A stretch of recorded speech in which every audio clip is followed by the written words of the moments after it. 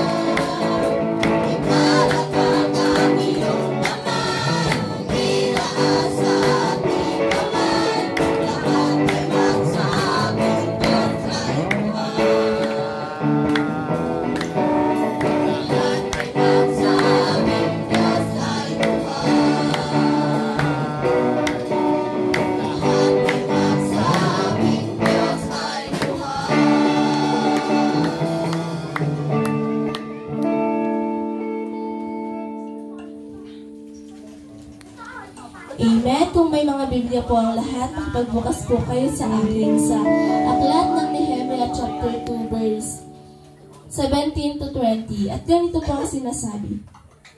Nang magkagayoy, sinabi ko sa kanila, inyong nakikita ang masamang kalagayan na kinaroroonan natin.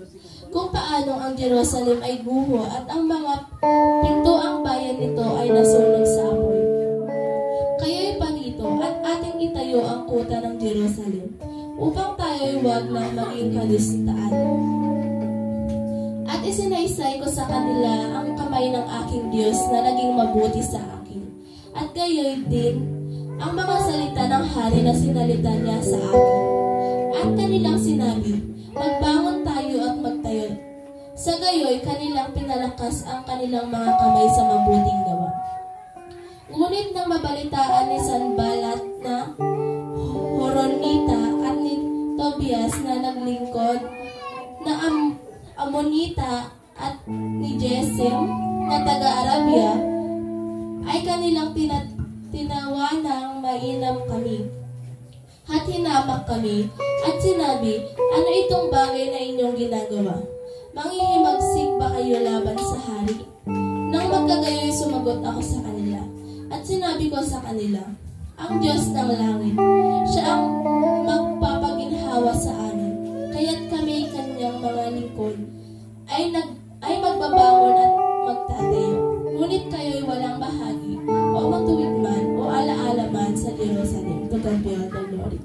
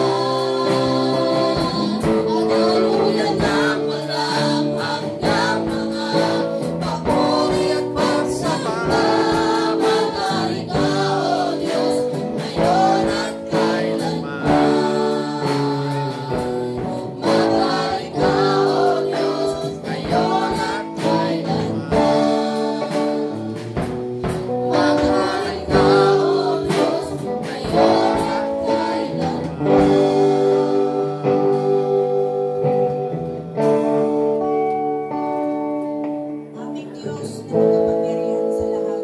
Magandang umaga, Panginoon. Bagamat hindi po maganda ang panahon, pero naniniwala kami, Panginoon, na nandyan ka. At kami po ay iyong sanlukuban na kami, O Diyos. Kagaya ko nagbabantang panganib sa aming buhay, Panginoon. Ikaw po ang Diyos na makapangyarihan sa lahat. Kaya ipinakikiusap namin sa iyo, O Diyos, na iligtas mo po ang buhay namin, Panginoon. At kayo po ang aming Diyos na makapangyarihan sa lahat. Sa umagang ito, sa aming mga pag-umpisa, Panginoon, sa mag-aawitan, i-bless mo po sila, Panginoon. At ganun din po, Panginoon, ang aming pastor, i-bless mo rin po ang kanyang buhay at lahat ng kanyang gagawin at trabaho, Panginoon. Ikaw po ang siyang gumabay sa kanya. Maraming salamat po sa gagawin mo sa araw na ito at yun ay kiniklaim na namin. Maraming salamat. In Jesus' name we pray. Amen. Amen. Hallelujah.